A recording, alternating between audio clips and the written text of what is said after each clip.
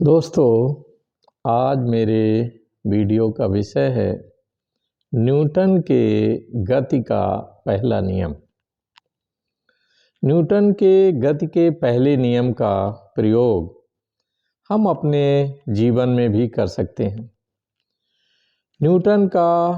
गति का जो पहला नियम है वो ये बतलाता है कि अगर कोई भी चीज़ विराम अवस्था में है या गति की अवस्था में है, तो अगर विराम अवस्था में है तो वो विराम अवस्था में ही बनी रहेगी, और अगर वो गति की अवस्था में है तो हमेशा गति की अवस्था में बनी रहेगी जब तक कि उस पर कोई बाह्य बल न लगाया जाए। इसी प्रकार से हमारे अपने जीवन में अगर हम तरक्की नहीं कर रहे हैं, हमारे जीवन में बहुत ही ज़्यादा ठहराव है, तो इन दैट केस हमें आत्म अनुशासन के जरिए स्वस्फूर्त से हम अपने जीवन में जो ठहरी हुई लाइफ है उसमें बदलाव ला सकते हैं। अगर हम विचार करें, थिंक करें कि आफ्टर ऑल हम गति के का जो पहला नियम है कि जो हम विराम अवस्था में चल रहे हैं, हमारी लाइफ में कोई डिसिप्लिन नहीं है, हमारी हैबिट्स में कोई चेंज नहीं है, तो ऐसी कंडीशन में हम कैसे तरक्की कर सकते हैं। तो तरक्की के लिए ज़रूरी है कि आपको मोशन में आने के लिए बराबर जो है बाह्य बल का प्रयोग करना होगा। और ये जो बाह्य बल रूपी जो प्रेरक तत्व हैं,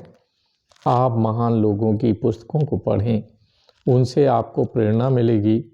आप हेनरी फोर्ड को पढ़ें, आप जो है लियो टॉलस्टॉय को पढ़ें, इनके जीवन से आपको प्रेरणा मिलेगी और आफ्टर ऑल हमारे जीवन में एक गति आएगी। तो दोस्तों, न्यूटन का जो गति का पहला नियम है, इसी के साथ न्यूटन का जो दूसरा नियम है वो भी है कि आफ्टर ऑल अगर हम बल नहीं लगाते हैं तो इन दैट केस आप देखें F बराबर m इंटू ए, तो यहाँ पर मास और इसके अलावा एक्सीलरेशन, तो यहाँ हमें ये देखना होगा कि आफ्टर ऑल जिस गति में हम प्रगति चाहते हैं, जिस मात्रा में क्वांटिटी में हम जो है प्रगति चाहते हैं, तो उसी हिसाब से हमें फोर्स अप्लाई करना होगा। तो दोस्तों, अपने जीवन में आत्म प्रेरणा के द्वारा, आत्म अनुशासन, सेल्फ डिसिप्लिन के द्वारा हम जीवन में तरक्की कर सकते हैं। सबसे पहले हमें अपने वैचारिक स्तर में बदलाव लाना होगा और साथ ही साथ हमें अपना जो मेंटल स्टेटस है और इसके अलावा महान लोगों की प्रेरणा, इंस्पिरेशन से भी हमें सबक लेना होगा।